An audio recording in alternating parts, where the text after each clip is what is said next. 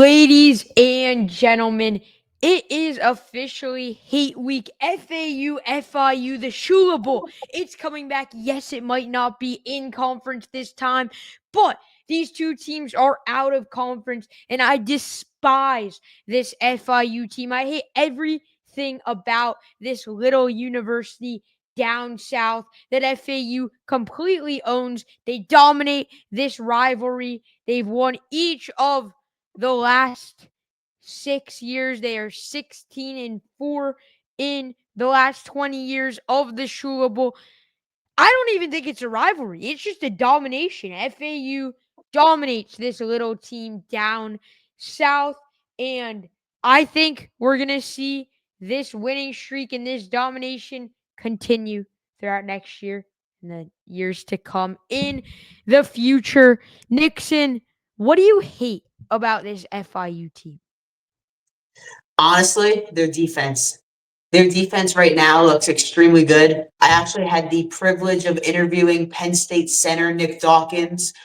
FIU did play Penn State last week, where Penn State did give them a run for their money. Actually, it was 35-0 if you count that. But Nick said a lot of interesting things, which I would like to highlight. One being with which that FIU doesn't run a consistent defense. They go in and out with their defense between running a 4-3 and also a 3-4. So that's something that FAU is definitely going to have to watch out for. He said, quote, that FIU runs 65% 4 down and 35% 3 down, which is definitely an interesting statistic there. And then he also said that they run a lot of starts that involve the D-line twisting along with a linebacker plug or a linebacker edge blitz, which is something that FAU's O-line is definitely going to have to be aware of.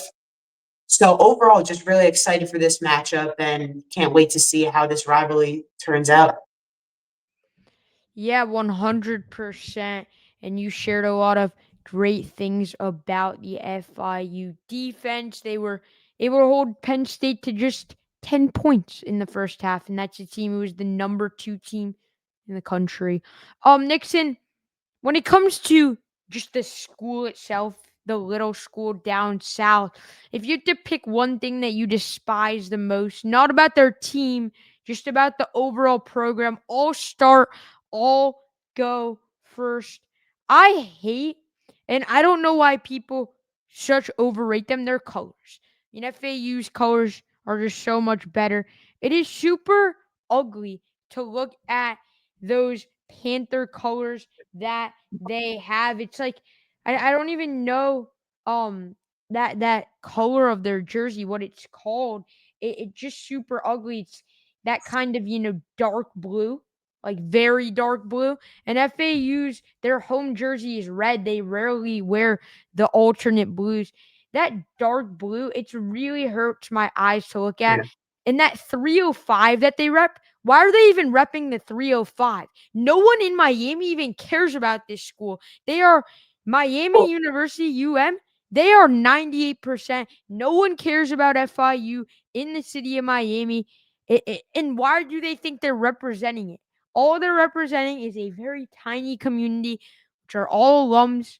And I just Yeah. despise that they think they're so much better than they are. We left them behind. They're stuck in the Conference USA. This team sucks. Well, FIU, they suck. I just hate them. I found it very interesting because living in South Florida and in high school now, I get to see where a lot of these kids are applying for college, where they're getting into schools like FAU, UF, University of Tampa. I don't know a single kid that not only applies to FIU, but gets in. It's like a school that I feel like nobody goes to unless you're an athlete. And the athletes that I know who go there aren't the biggest names. So I just don't understand the hype around this team down south. Yeah, 100%. Who would want to go there, though? Yeah, That's the question. I mean, you're second to a university in your city. We're not yeah, talking about in your state, in your city, which is just down the road from you. I mhm. mean, I don't know. FAU, they're Palm Beach County's home team. They're the only University in Division One in Palm Beach County. FIU is not even that in their city, not county, city. Yeah. I would say there's more FAU fans in Miami than FIU. And who I- would really go to that crappy university, which FAU just destroys? I think the beauty of college football is rivalries, these hate matchups. Michigan, Ohio State, those teams hate each other. Mhm. I want more of that. I want FAU to be one of those teams that just has that hate with FIU. And all the things I'm talking about, most of it I don't mean. I respect FIU just a little bit, maybe. But, Nixon, I want to ask you about this FIU team. You were actually up in college. What do they call it? What do they call Penn State? Happy Valley Happy State Valley. College. State College, Happy Valley. Not the whiteout game, but a new Uh, kickoff against FIU.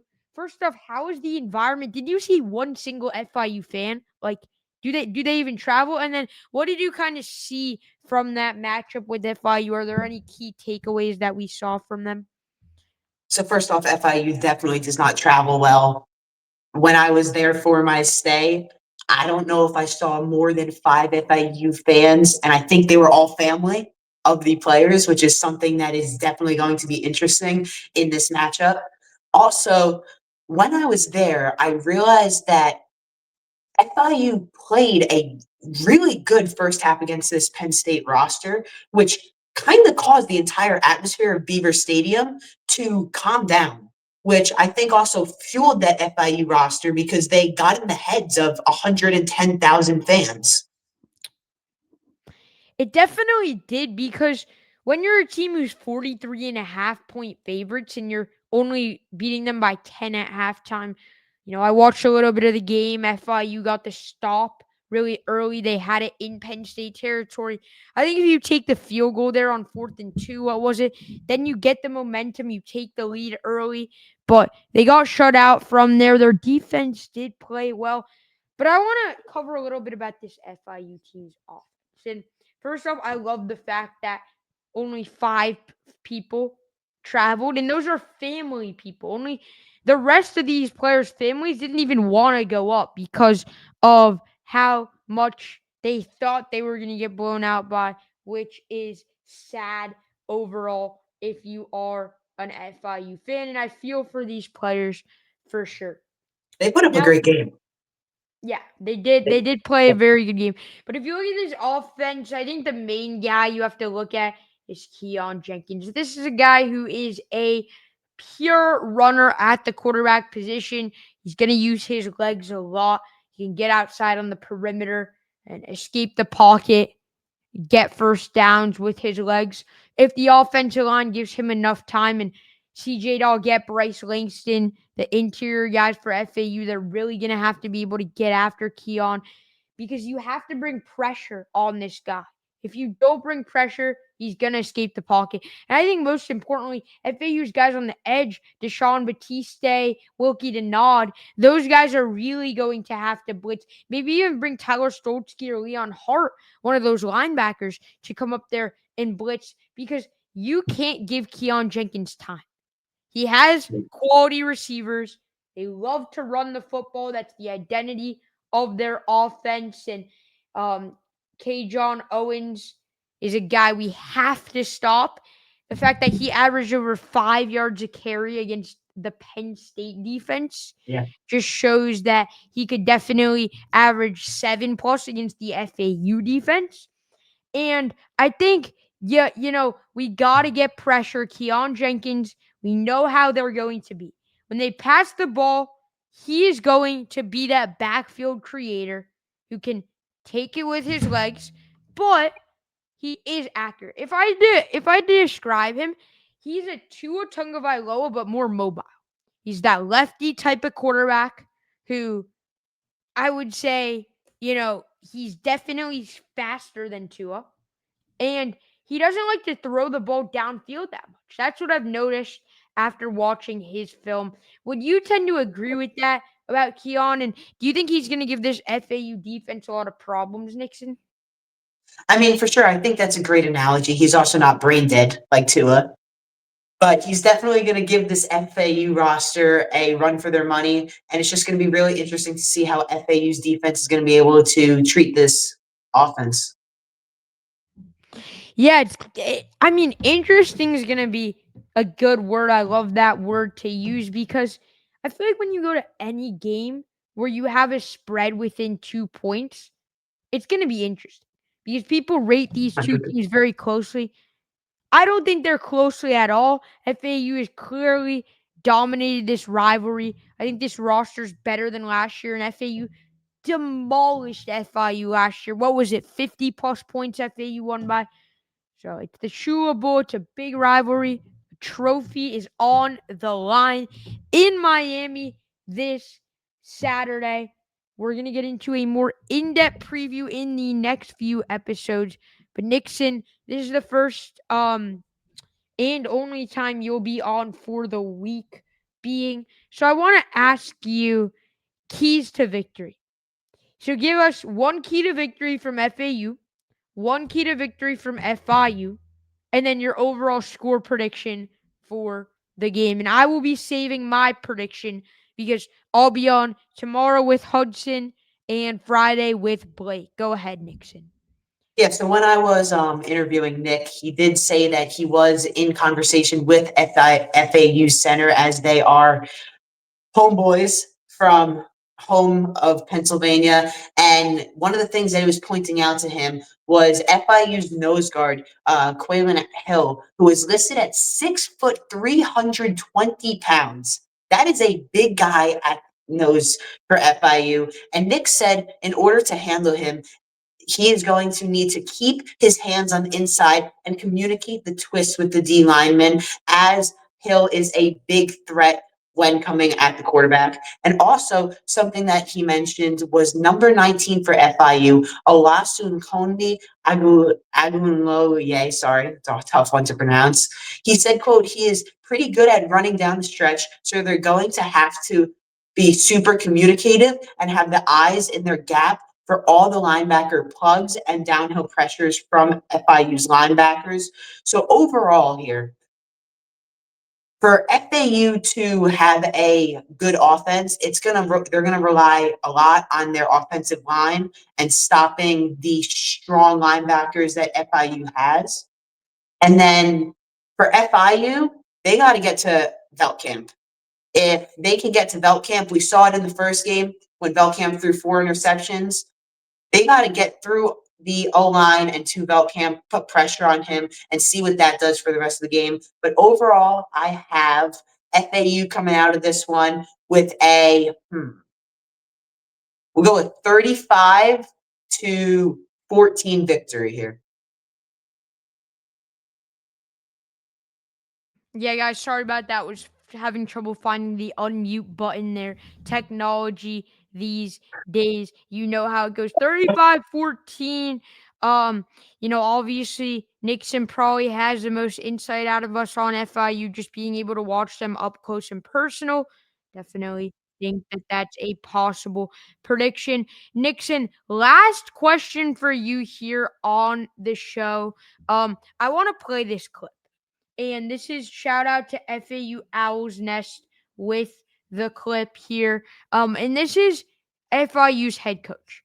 And I'm gonna play a brief snippet of what he said about FAU, and I want to get your thoughts on it, Nixon.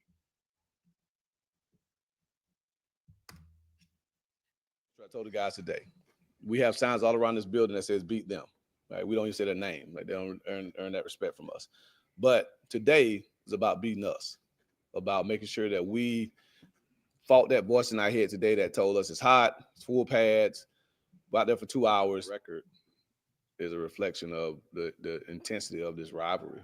You're talking about two teams that were founded basically around the same time, that pretty much were in the same conference up until a couple of years ago.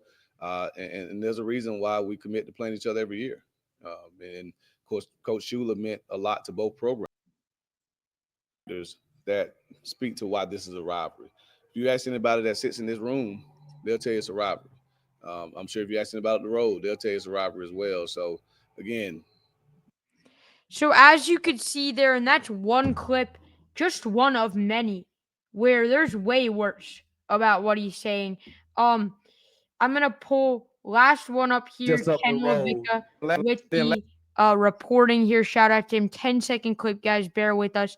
And this is what he says about FAU again in his introductory press conference. Last but not least, we have a goal to beat that little school just up the road down there in Boca every single year.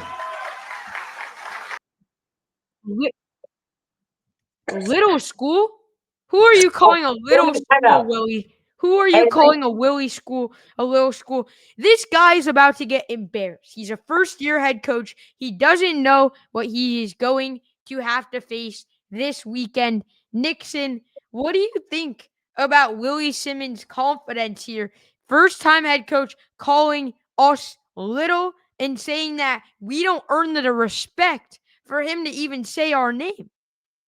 I mean, first off, that last clip, every single year, statistics don't lie. As you said, the past 20 years, we've beat them 16 out of the last 20 times we have played them. So every single year, that doesn't sound like it matches up with the stats. But besides for that, his confidence levels, way too high for the matchup against Penn State. I mean, you're coming out of a game where you lost 35-0. Although to the second ranked team in the country, your offense did not have any production. So I'm just like, honestly, I can't find the words to describe this right now. But I'll tell you what, his confidence is not just in his press conferences. It was definitely visible at the game in Happy Valley where he went for it multiple times on fourth down when he could have gotten the points on a field goal, but he believed in his team. So it's going to be interesting, but definitely should hold him accountable to his words here. Yeah, 100% agree with you there. And the thing about them is they care about us so much. We don't really care about them. We left them behind. We moved into a better conference. We left the Conference USA to join the American Conference. And now we get to play teams like USF, a top 25 team, Tulane, a top 25 team every single year. We left them behind. They were playing Penn State. They were trailing by 10 at half. And the only one FIU fan, I don't think there's more than 6 FIU fans. One of the 6 FIU fans, SSN FIU, he tweets at halftime, we're going to beat FAU. You are playing the number 2 team in the country. And you are only down 10 at halftime. And you still have us on your minds. Nothing will make them. I've learned this. I've tried many times. There's nothing that's going to make them get us off their minds. They care about us too much. Zach Kelly, he says there's no extra animosity. This game is just as important as any other game. Willie Simmons, he's saying we have signs all around our program saying beat them. And we don't even say their name. And he calls us a little school. I am so excited for this matchup. It's Hate Week, ladies and gentlemen. Nixon, thank you so much for joining today's podcast Thank for you the for having me. in JJ Mets. This is thenightowls.com. We work very hard with our daily podcast, so hit that like button. Subscribe to the channel. We're bringing you FAU content every day. But thank you all. See you in the next one, and go Owls.